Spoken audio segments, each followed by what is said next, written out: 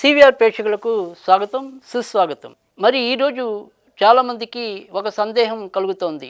ఈసారి వచ్చే కార్తీక అమావాస్య మరి బుధవారం నాడు ఆచరించాలా, లేదా గురువారం నాడు ఆచరించాలా?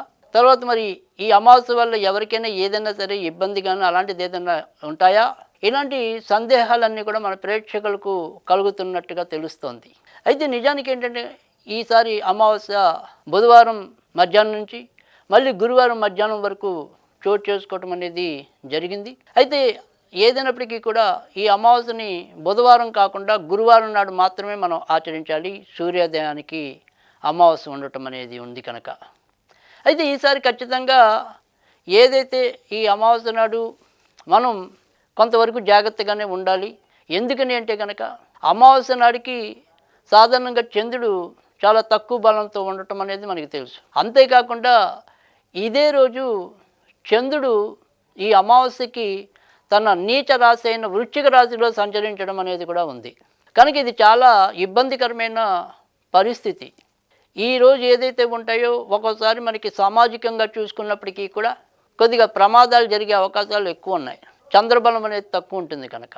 తర్వాత రెండో విషయానికి వచ్చేప్పటికి ఏంటంటే ఆకస్మిక పరిణామాలు, అది అంటే క్షణికావేశాలతో చేసే తప్పులు కూడా ఈరోజు పెరిగే అవకాశం ఎక్కువగా ఉంటుంది. ఇక మరి సాధారణంగా ఏ రాశుల వారికి మరింత ఇబ్బంది అని చూసుకున్నప్పుడు చంద్రబలం ఎవరికైతే ఎక్కువ కావాలో వారికి ఒక ఇబ్బంది, చంద్రుడు ఎవరికైతే ఎక్కువగా అనారోగ్యాన్ని ఇస్తాడో వాళ్ళకి ఇబ్బంది.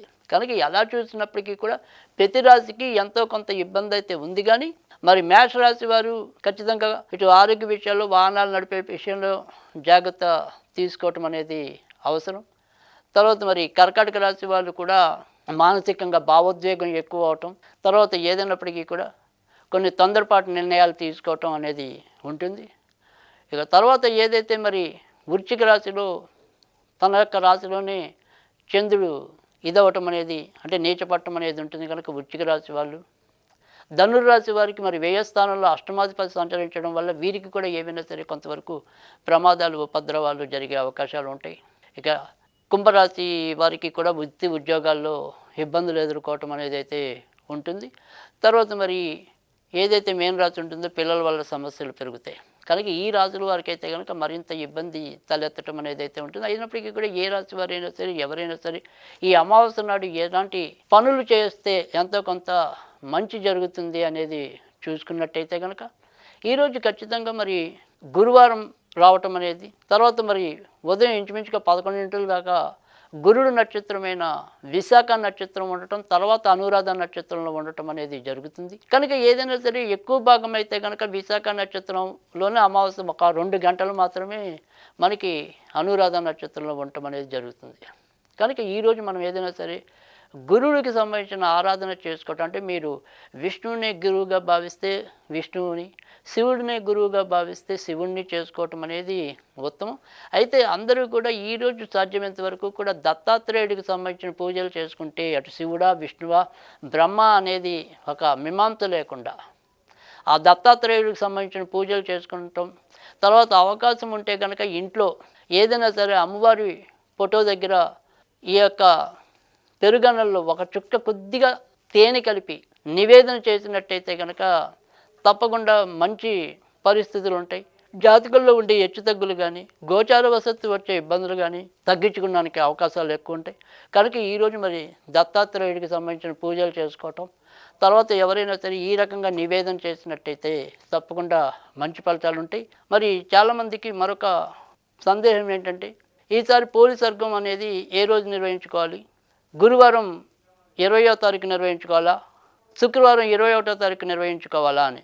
అయితే దీనికి కూడా సమాధానం ఏంటంటే కనుక శుక్రవారం నాడు సూర్యోదయానికి మనకి ఉండటం అనేది, పైగా ఉదయం ఖచ్చితంగా పాడ్యమి ఉన్న సమయంలోనే, అంటే మధ్యాహ్నం పూట మనం ఆడవాళ్ళు ఈ దీపాలు వెలిగించడం అనేది ఉంటుంది. అరటి దొన్నెల్లో మరి ఇప్పటికీ కూడా మనం ఏదైనా సరే నదులు, కాలువలు ఇలాంటి ప్రాంతాల్లో మన మహిళలందరూ కూడా చక్కగా రంగరంగ వైభవంగా ఈ అరటి దొన్నెల్లో దీపాలు వెలిగించి వదలటం అనేది మనం అందరం కూడా చూస్తూ ఉంటాం. అదే రీతిలో ఇక్కడ మరి ఏదైనప్పటికీ కూడా శుక్రవారం నాడు 21వ తారీఖు పోలిపాడ్యమి లేదా పోలి సర్గం అనేది చేసుకోవాల్సిన వ్రతం. అయితే సాధారణంగా కార్తీక పురాణం అనేది ఎవరైతే 30 రోజులు చేస్తూ ఉంటారో వారు వ్రత సమాప్తి అనేది అంటే ఒక నియమం ప్రకారం చేసే వాళ్ళకి మాత్రమే ఏదైతే 21వ తారీఖు ఆ 30 రోజుల తర్వాత వచ్చి 21వ తారీఖు అంటే ఇంచుమించుగా మనకి నవంబర్ శుక్రవారం 21వ తారీఖు అదే రోజు మనం ఈ రకంగా ఉద్యాపన చేసుకోవాలి, దీపాలు వెలిగించాలి. అది మరి ఎన్ని దీపాలు వెలిగించాలి అనేది కూడా కొంతమందికి ఉన్న అనుమానం. అయితే సాధారణంగా ఏదైతే ఈ యొక్క పండగ అనేది ఉంటుందో సాధారణంగా వారి వారి యొక్క కులధర్మం బట్టి చేసుకునే వాళ్ళు ఎక్కువ మంది ఉంటారు. అది కానీ మనం వచ్చేప్పటికి ఏంటంటే అందరికీ కూడా సామూహికంగా ఏదైనా సరే ఒక ఆచారంతో కానీ ఒక సంప్రదాయంతో కానీ సంబంధం లేకుండా అందరూ చేసుకోవటం, ఎన్ని రకాల దీపాలు వెలగాలించాలి, ఏ రకంగా చేస్తే మంచిది అని కనుక చూసుకున్నట్టయితే కనుక ఖచ్చితంగా మనం 9 లేక 12 దీపాలు వెలిగించి వాటిని వదలవలసిన అవసరం అనేది అయితే ఉంటుంది. ఈ రకంగా పోలి స్వర్గం అంటే పోలిపాడ్యం విధానం చేసుకోవాలి. అయితే పోలి స్వర్గం వ్రత కథ అనేది కూడా అందరికీ తెలుసు. ఏదైతే ఒక అత్తగారు తోడికోడలతో పీడించబడుతూ మరి అనేక రకాలైన అగచాట్లు అనుభవిస్తూ వాళ్ళందరూ కూడా సముద్ర స్నానం నిమిత్తం ఒక పుణ్యక్షేత్రానికి చేరుకుంటే తను నేను ఆ చోటికి వెళ్ళలేకపోయానే అనే ఒక బాధతో పరితపించిన హృదయంతో తనకున్న పరిధిలో ఆ దేవుడి యొక్క గోవిందుడి యొక్క సేవ ఎలా చేసుకోవాలో అలా చేసి తరించిన ఇల్లాలే మరి ఈ యొక్క పోలి.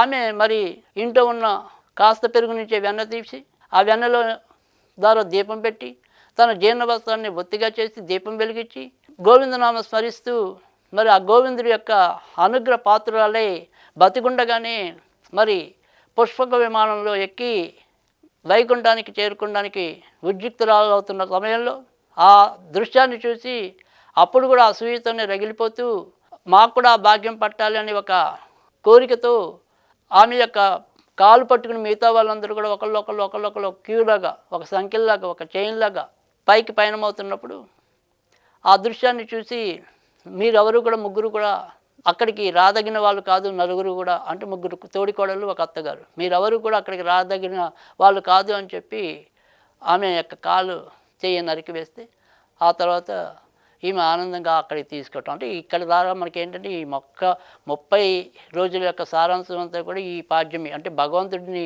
మోమాట పెట్టడానికి మనకి ఎప్పుడు కూడా కావాల్సింది ఇలా పై పూజలు కాదు.